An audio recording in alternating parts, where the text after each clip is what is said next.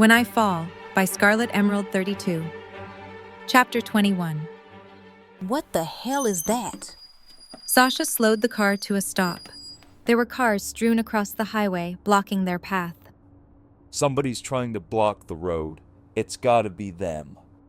Look. Carl pointed out into the distance at the tops of factory stacks that were visible over the tree line. I think that's their base over there. Yeah, it is. Talissa's heart began to pound as she stared at the towers. They couldn't be more than 3 or 4 miles away. The impulse to hop out of the car and run for them, to beg Negan to give him back, or at least to let her know he was all right, was so strong she almost reached for the door handle. She felt Michonne's hand close gently over hers, and she looked back. Michonne gave her a sympathetic look and shook her head ever so slightly. The heavy weight that had been ever present in her since the Saviors had dragged Eugene away settled back over her, and she slumped her shoulders in defeat. Rick completely missed the exchange that had happened between the two of them as he was still staring out at the blockade. After another moment, he spoke again. They must be trying to make it hard to get to them. We have to keep going. We'll move the cars and then move them back, so they never know we were here. They all hopped out of the vehicles to run to the scattered cars and put them in neutral, pushing them off to the side of the road so Sasha could maneuver the car through. Suddenly, Rosita stopped, looking down at something in front of her. Rick, you need to come take a look at this. They all walked over to where she was standing and saw that a thick steel cable had been strung between 2 cars and stretched across both sides of the highway. Taped intermittently along the wire with duct tape were clusters of 4 or 5 sticks of dynamite. Sasha jogged up to the rest of them from the car. What's all this for? Wait, they were talking about this when I was in the back of the truck. I remember. This is for a herd. That's why they use the steel cable. This isn't for 1 or 2 walkers. It's for a whole lot of them. We need those explosives.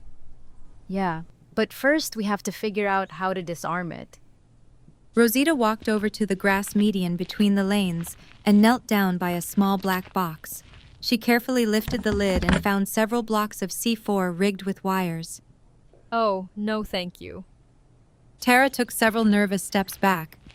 Backing up isn't going to make a difference if this thing goes off.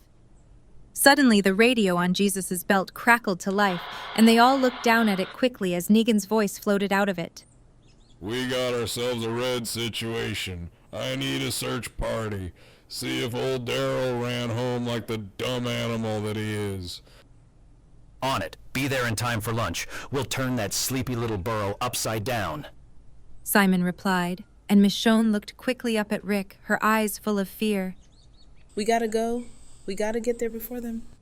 But we need these. Rick pointed down at the dynamite. We gotta clear a path anyway, so... Michonne looked at him uncertainly for a second, but then nodded in agreement as they all turned back to Rosita. So the first part's done. So what now? We gotta unwrap the secondary explosives. The dynamite and the RPGs. Only the good ones, though. Make sure the casings aren't messed up, and do not mess them up. This thing could still blow. They jumped into action, running down the cable and carefully cutting loose all of the explosives. You can put the explosives in the trunk as long as they're in good shape. No dents or tears. They're not live. They need to be triggered to explode. Not that one. I don't like the look of it. She grabbed Tara's arm and took the stack of dynamite from her, tossing it into the grass in the median. Dad. Carl pointed down the road. They turned and saw about 20 walkers slowly shuffling towards them about a quarter mile down where the road turned. Okay, that's the herd. But they're still far. We've got time. Let's go. You sure? We need these, and we need to get those cars back on the on-ramp. They're going to know we took their explosives anyway, Rick. Why does it matter? Because we need to keep the herd on the highway. Why? We may need them. The implication of his words hung heavy in the air as they all looked around at each other. It was Rosita who finally spoke. Okay. Talissa, Carl, Tara, come help me move them. They ran up the road, and Carl, Rosita, and Tara began pushing as Talissa maneuvered the cars back into position. It was only when she hopped out of the last one that her stomach dropped as she realized that the dead were already even with them. Go, go, go! The three of them charged the few feet to their waiting vehicle and dived inside, barely getting the doors shut before the dead converged on them, thumping against the windows and burying the car so deeply that no light came through. Damn it. Carl muttered as he looked around in fear. We'll figure it out. Suddenly, they heard 2 car horns blaring to their left, and the windows of the car on that side cleared instantly, making them blink in the sudden light. When Talissa's eyes adjusted, her jaw dropped open at what she was witnessing. Rick and Michonne had gotten into each of the cars connected to the steel cable, and were now driving them down the highway, clothes lining the dead into pieces by the hundreds. That is the most fucking badass thing I have ever seen. When they'd gotten about 100 feet away from the car, Rick and Michonne stopped and got out, running back towards them. The dead filled in quickly around them again as they struggled and fought to get back. Talissa's heart dropped yet again when she lost sight of Michonne for a minute, but then she reappeared, swinging her katana fiercely. Come on! Talissa threw open the side door as they both leapt into the back seat. Rick slammed it shut, and Rosita cranked the car into gear, whipping it around and heading in the other direction. Sasha and Jesus? They got out, headed back to the hilltop on foot. Suddenly, an explosion rocked the car, and they all flinched, looking back to see a plume of smoke coming from the center of the median. Yep, knew I didn't like the look of that one. Tara tried unsuccessfully to stifle a snort of laughter. When she met Carl's eye, he started laughing as well. It only took another second for it to become contagious, and suddenly they were all laughing and hugging each other, with the exception of Rick, who was still looking down at his lap. Michonne gently lifted his chin and made him look at her. Hey, we made it. You can smile. We can do this. We can. We're the ones who live, okay? Rick looked at her and nodded slowly. She leaned in and gave him a gentle kiss, and he rested his forehead against her shoulder. Talissa looked away from them towards the factory stacks that were now barely visible and fading into the distance. The happy bubble that she was feeling only seconds ago faded back into the horrible, empty ache she seemed to be perpetually carrying, and she wiped quickly at the tears that fell from her eyes. Talissa. She looked back to see Rick watching her now with a concerned but gentle expression. You know what the first thing I thought was? When I saw you two pulling that insane stunt, I thought, holy shit, I can't wait to tell Eugene about this. He's going to be so mad he missed it. And then I remembered. Talissa saw Tara looking back at her through the rearview mirror, and there were tears in her eyes as well. Rick reached over and put a hand over Talissa's. We're going to get him back. Every step we take, what we just did, all of it is getting you one step closer to having him by your side again. Dynamite. RPGs. A walker horde? Rick, the fact is every step we take towards preparing for the fight shows me more and more clearly that to win, the most likely scenario is that the people inside that compound aren't coming out alive. And it's like Daryl said, we have to win. We can be smart about it. The plan was always going to be to limit the number of casualties as much as we could. He has a real chance. He's smart. He'll know how to stay out of the way. Even if that's true, Rick, answer me this. You're a cop, right? So, in a hostage situation, it's protocol to always attempt negotiations with the suspect before resolving the situation with force. Why is that? Rick's face paled slightly, and she saw his expression falter as the reality of what she was asking hit him. Why is that, Rick? Say it. Because when a subject feels they have no other options, they have a higher likelihood of killing all hostages before rescue attempts can be completed. Exactly, Rick. So whether we do it by accident or Negan does it out of spite, the reality is, it's very unlikely that Eugene is walking out of that compound alive. Not if someone goes in there and gets him. There's going to be chaos when everything goes down. While you guys are out there fighting, that's where I'm going to be. I'm gonna go get him. Rosita, you can't do that. The chances that you'll actually even get to him Are a hell of a lot better than if I don't try. I made you a promise. Get him back to you or die trying. That's what I'm going to do. They had pulled up to the gate of Alexandria. We'll talk about this later. Right now, the saviors are on their way, and we need to be ready. They drove through the gates and Rick hopped out of the car as Rosita parked it in the line and they all piled out. Tobin walked up the road from the direction of Rick's house to meet them. You find anything? No, but listen, we need to get everyone ready. Rick looked up as a truck pulled into view at the end of the road. It came towards them and through the gates, only stopping when it was feet from him. Simon hopped out of the passenger seat, and 15 more men hopped out from the covered cab behind him. Hello, Rick, and hello again to all of you. Simon gave a pleasant wave to the people standing behind him, coming to Talissa last and shooting her a wink as well. She felt as if she was going to be sick. We thought it'd be longer. Simon turned to him with a surprised expression. He stared at him for a few seconds, obviously trying to decide if Rick was being serious. Do you actually think we're here for a tribute? Is there another reason? There is. We're here for Daryl. Negan took Daryl. Right. Simon was still watching Rick carefully for signs that he was being untruthful. But then your kids showed up, and Daryl went missing. Might those two things be connected? No, they're not. We didn't know he was gone until right now. Then this should be easy. Simon put a friendly arm around Rick's shoulders and looked around at them all with a smile. Now everyone find a buddy. Gonna have to follow us around because if he is here, we really need you all to see him die. Ted, the savior who had gone after Talissa the last time they'd showed up, walked over and grabbed her by the arm with a smug smile. See, honey, I told you I'd see you again real soon.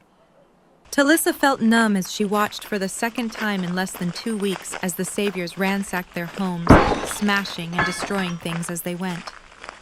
When they got to the pantry, Talissa received a shock as she saw every shelf was bare. Their food stores had been low, but Rick and Aaron had brought back a haul less than a week ago that had taken up at least 3 of them. Wow, these are some bare shelves. You guys have a barbecue and not invite us? He looked back at them with a smirk, but then shook his head. Seriously, though, this is sad. You wouldn't be trying to hide stuff from us, would you? 'Cause that doesn't go over very well. We have a lot of people. It's getting hard to find stuff. And lately, we've been focused on things Negan might want. We're still getting used to the new system. We were going to go scavenge some more today. If you just wait, we'll bring something back. We'll find more. Oh, relax. We're not here for a pickup. And looking around here, it's a good thing we aren't. He stepped closer to Rick, so they were almost nose to nose. But that day's coming, Rick.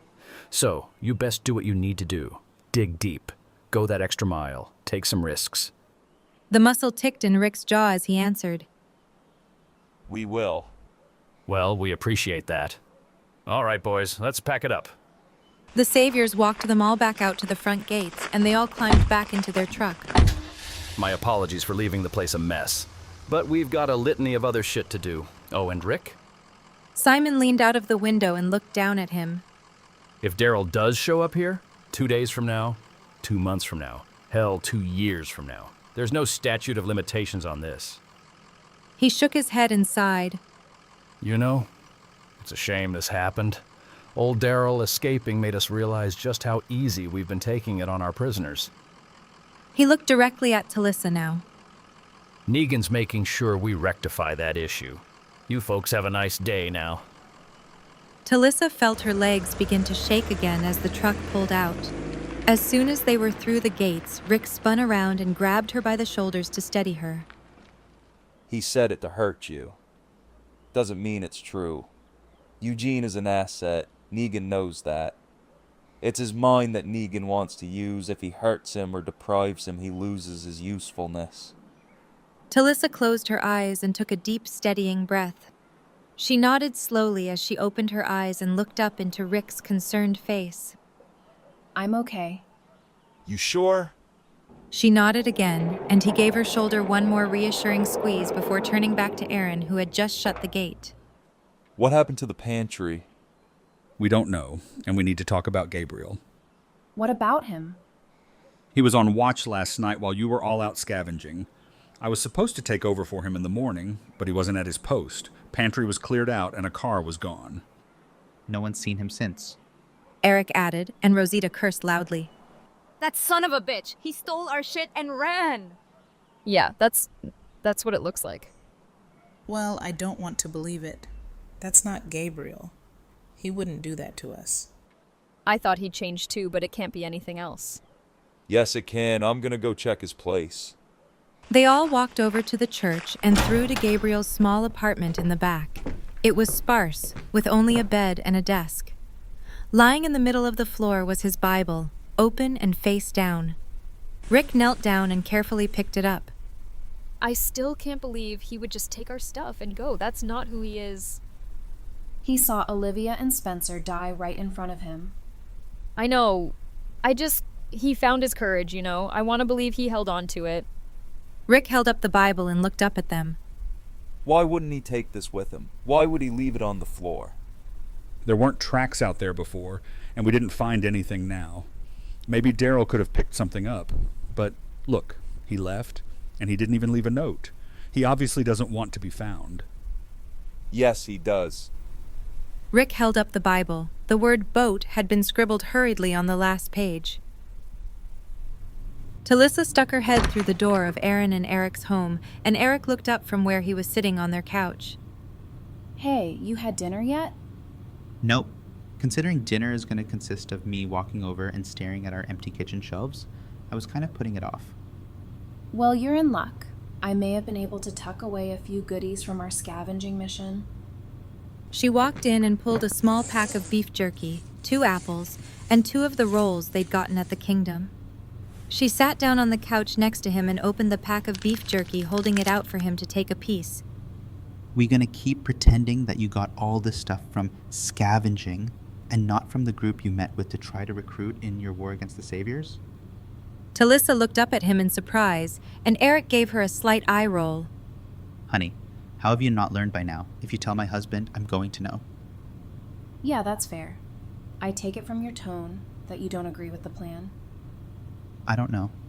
I agree that we can't keep living like this, but I'm just sick of sending the man I love out there to fight other people's battles and never knowing if I'm going to get him back. He's out there right now. Again, trying to save Gabriel. Sometimes I want to say, the hell with it, and just pack up our stuff and leave. Surviving together seems like a better deal in some ways, but I know he could never turn his back on anyone who needed him. It's one of the damn reasons I love him so much. Eric shot a look over at her. Gotta say, I'm a little surprised to see you back here. Thought you'd be out there at the tip of the spear, just like Aaron. I couldn't this time. They had more than enough people for the rescue mission. And with that parting shot that Simon fired about how they're treating the hostages, I'm just not in the right headspace. Oh my god. Oh, sweetie, of course you aren't. Ugh, and I'm sitting over here bitching about Aaron being out on a mission while Eugene is I'm so sorry. I'm a pathetic excuse for a friend. You are an amazing friend. Talissa picked up his hand and squeezed it gently. In all the insanity of the past few months, I feel like we've been drifting apart, but you'll always be one of the first friends I ever made here. I'll never forget it, and I know you always have my back. Always. Eric picked up one of the rolls and picked a piece off of it. You know, we haven't even gotten a chance to talk about Heath. I know. I haven't even really thought about it. I know that sounds awful. The 3 of us were like the 3 musketeers around here for so long, but I can't cry over one more person right now, you know? Believe me, I do. Heath was out on runs so much. I think somehow my brain just decided to classify him as away. Gone. And filed it away as something I'll deal with later. Not sure that's the healthiest coping strategy. But it's what you have to do to get through it. She nodded, and he looked out his front window at the barren trees in the square. Can you believe it's almost Christmas? No. It seems like yesterday we were playing that Halloween party, and it also seems like that was 5 lifetimes ago. Time's a fickle bitch, isn't she? She really is. You want a drink? All I can offer you is water, but with the saltiness of that beef jerky. I'd love a glass of water. He stood to get it, but stopped as he reached the kitchen door. They both ran to the window at the sound of the front gates opening and saw the others coming back up the road. Rick was limping badly and had a bloody hand and leg, and Aaron looked to have new bruises on his face, but they seemed otherwise unharmed. What was more, Gabriel was with them. Eric and Talissa ran out the front door and down the steps to meet them. What the hell happened? Oh God. Rick, your hand. It's all right. Got a nice chunk of metal through it, but I can still move all my fingers. So I don't think it did any tendon damage, and even if it did, it was worth it. Oh yeah? How so? We have garbage people now. Talissa turned to Tara with a raised eyebrow. Excuse me? So she threw you in a pit with an armored Uber walker? Talissa was putting the last stitches in Rick's palm. He chuckled slightly. Yeah, she said his name was Winslow. Man, the one mission I decide to sit out of. She moved on to his thigh, propping his leg up to get a better look. Now I'm gonna have to take his pants off to get this cleaned up and closed, but I'm not getting fresh, so don't stab me with that thing, okay? She shot a look over her shoulder to Michonne, who was leaning against the counter with her katana still slung over her shoulder. Michonne chuckled and shook her head. Oh, shut up. So you say they have numbers. How many numbers we talking? Triple R's, maybe quadruple, and they're trained. Do you think it'll be enough? Yeah. If we can find the weapons, it'll be enough. If by some miracle Daryl can get the kingdom on board, it'll be more than enough. We may not even need the explosives. We might just be able to overwhelm them. Talissa pressed the bandage across his leg. Well, let's not get our hopes up. For now, let's just deal in what we know. We've got the numbers. Now we need the firepower. Any ideas where we can find it? Not yet, but we will. We're going out as soon as he's healed up, and we're going to keep going out until we find what we need. We're going out tomorrow.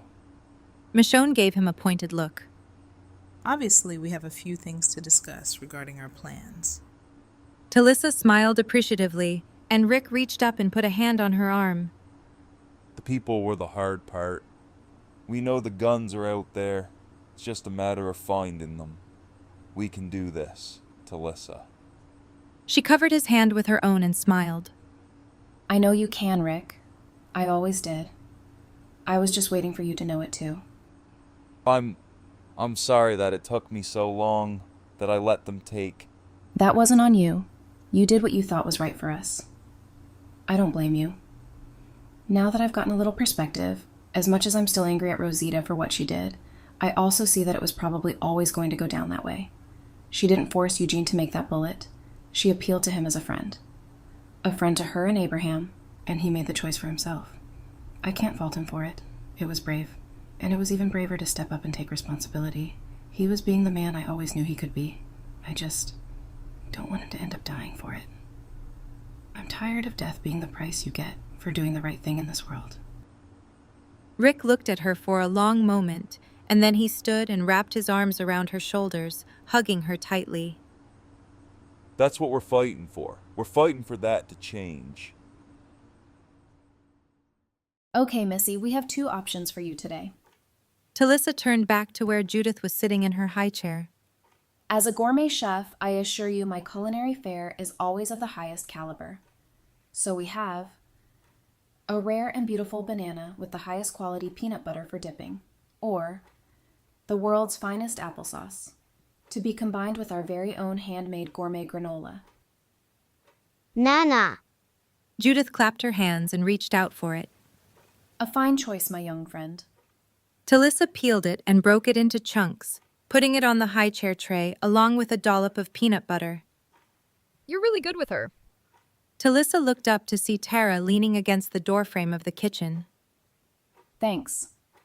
She wiped her hands on the kitchen towel and turned back around to do the dishes in the sink. I just figured with Rick and Michonne going out so much, the least I could do is stay here with her and Carl while they're gone.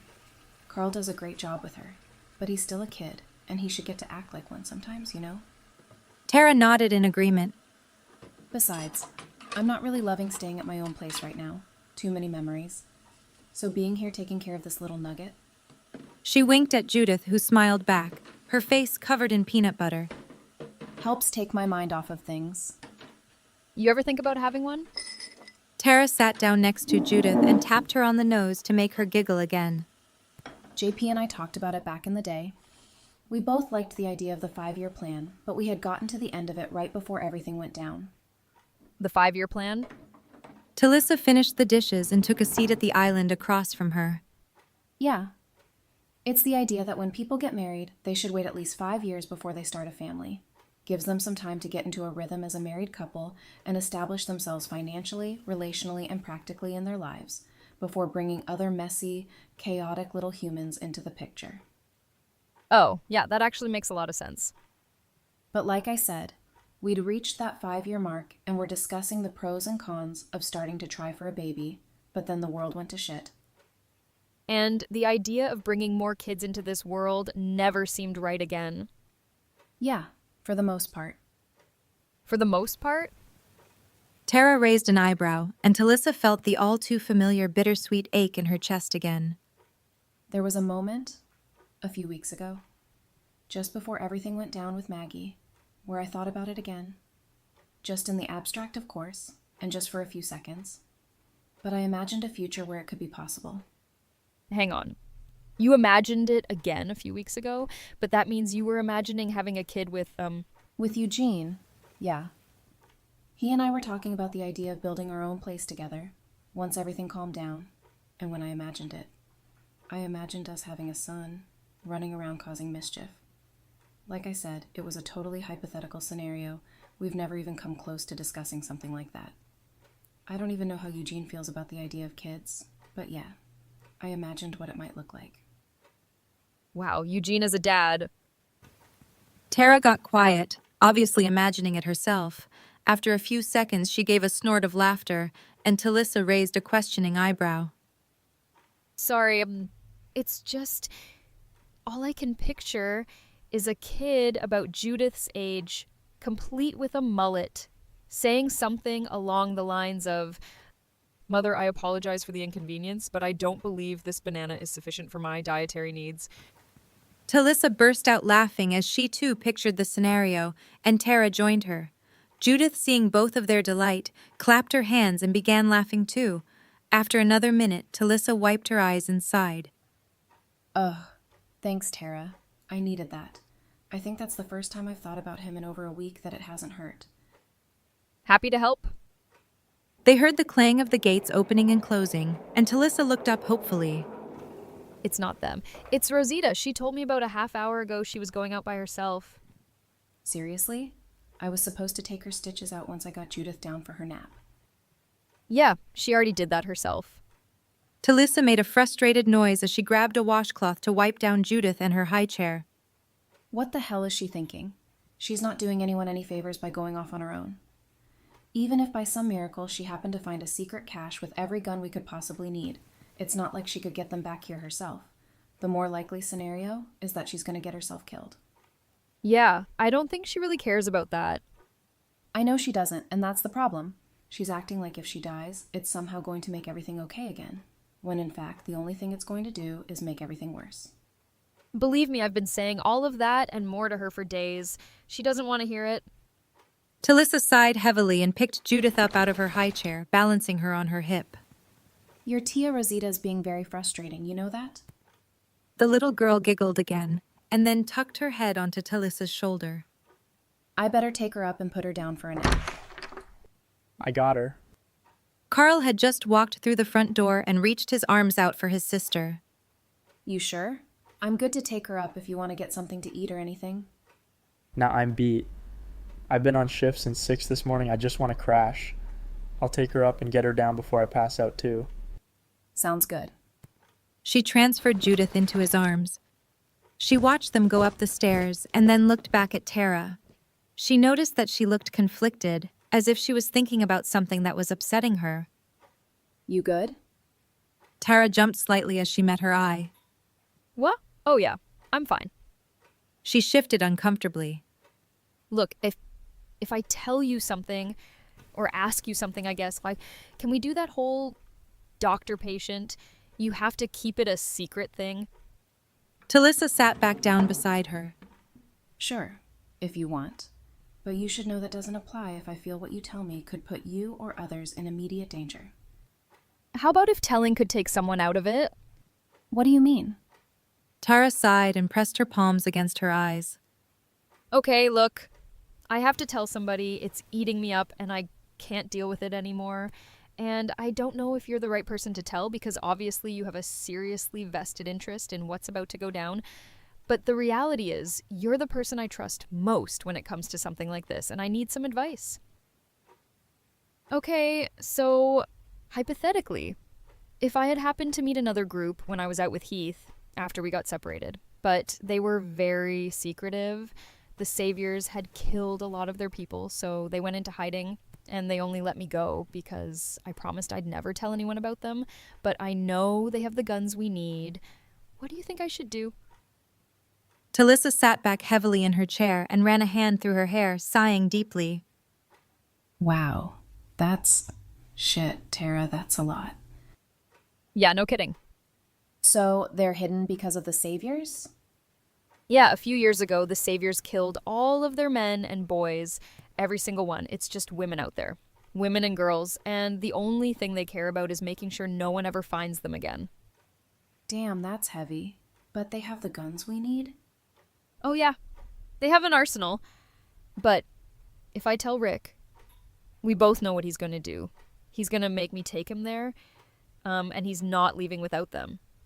No matter what. And the thing I keep coming back to is if we go in there and ruin their peace and take their weapons by force.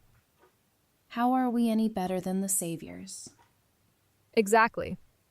Talissa could see the relief on her face as she realized she understood. You're right. That is a tricky situation. And you don't have to worry. I won't say anything to anyone about it. It's not my place. But unfortunately, I also can't really give you much advice. For 2 reasons, actually. 1, because you're right, I am too invested. Any decision I would make would be tainted by how badly I want to get Eugene back. Even if I tried to remain unbiased, I couldn't. Not really. And 2, because this boils down to your conscience. Either way, making this choice means having to live with the consequences, and only you can decide which set of consequences you can live with. So, you really wouldn't hate me if I chose not to tell, even if it means it takes us that much longer to get Eugene back? Talissa reached across the table and took her hand. Of course I wouldn't hate you, Tara. I honestly can't imagine any circumstance that could make me hate you. You're pretty much one of my favorite people currently, at least top 5. Top 5, huh? Who outranks me besides Eugene? Well, I mean, I've known Eric longer, and Michonne has that cool-ass sword. Judith doesn't argue with me as much. I don't know, maybe you're only top 10. Tara aimed a punch at her shoulder, and Talissa laughed, shoving her away.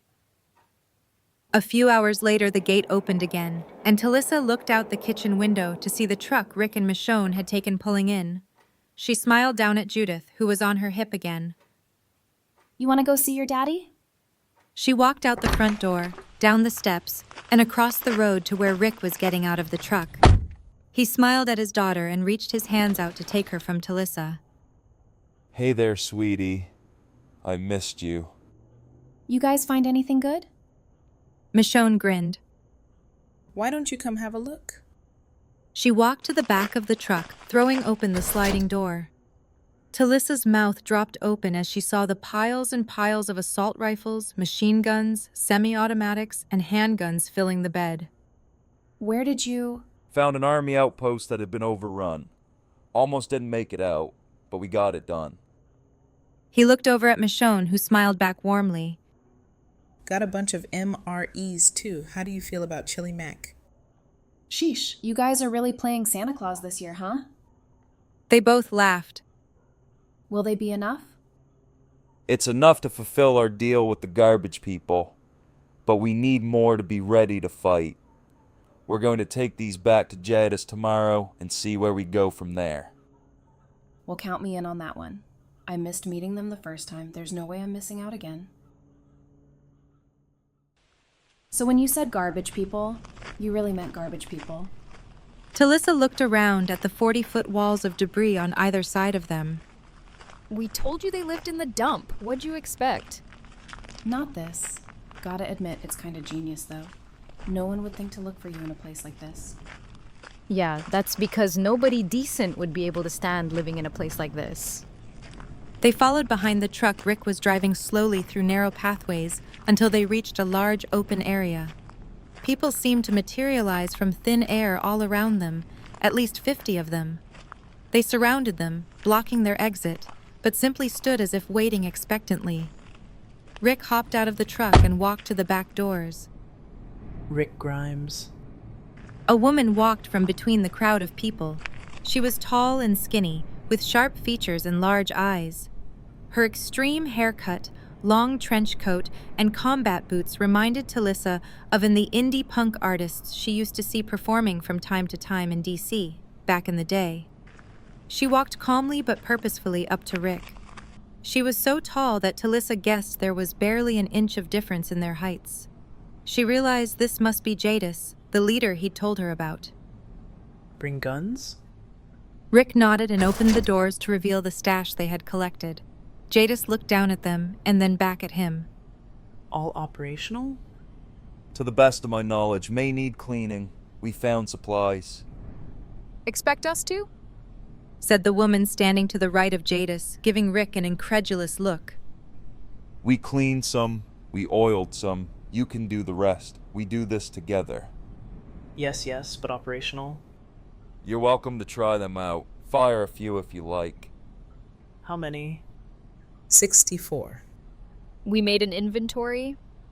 Tara nervously stepped forward and took it out of her jacket pocket. Jadis ignored her, keeping her focus on Rick as she spoke. No. No to the list? Or? Not enough. What are you talking about? You asked for a lot of guns. This is a lot of guns. Enough for your fight. Us, nearly twice. Need nearly twice. All right, forget this. We've wasted enough time. Let's just take our guns and go. Jadis looked over at Rosita, seemingly nonplussed. No, our guns to take. Deal's still on. Not all of them. We're keeping 10 for ourselves, to go find more. Jadis raised an eyebrow and stepped even closer to him, so their faces were only inches apart. 5. 10. 9, and I get the cat back. Rick met her gaze unblinking and smirked. 20 and I keep the cat. We get you the guns, and then we fight together. Say yes. Jadis smiled at him. Yes. Rick nodded in agreement, and she turned to her people, motioning for them to start unloading the truck as she walked away back into the heaps of trash. Talissa leaned over to Tara. Is it weird that I kinda like her? Oh, I'm not ashamed to admit that she's hot. She scares the shit out of me, but she is smoking hot. Later that night, Talissa was finishing cleaning up her dinner when she heard a knock on her door. She went and found Tara standing there. I did it. I told Rick. I just had to in the end. I feel bad, but this needs to get done. And when it is, the people at Oceanside will see it was in their best interest, too. Without any more saviors, they don't have to hide. They don't have to live in fear anymore. That's true. And for what it's worth, I'm proud of you. I know how tough that decision was. I don't know if I'd have had the strength to make it if I were in your shoes. Thanks. So listen, the other reason I came over here is because we're going out there tomorrow, and I was kind of hoping you'd come too. You want me to come along? Why? 'Cause next to Michonne, you're the person who can get through to Rick the most right now, and I need somebody with us that's going to be sensitive to how this is going to feel for those people. Who can at least try to convince Rick to do this with a tiny bit of tact. Michonne is a badass, but tact has never been very high on her list of attributes. Talissa chuckled and nodded her head in agreement. When you put it that way, yeah, I'd be happy to come. And Tara, for what it's worth, I think you made the right call. I sure hope so. There's one more thing. Rosita's gone.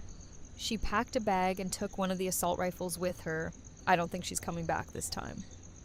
Yeah, I don't think she is either. Well, look on the bright side. Maybe she'll actually do it. Go all Rambo and take Negan out on her own. End this before any of us have to pick up a gun. One can hope.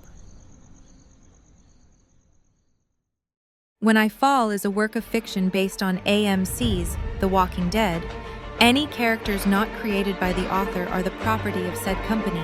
The story will continue in the next chapter.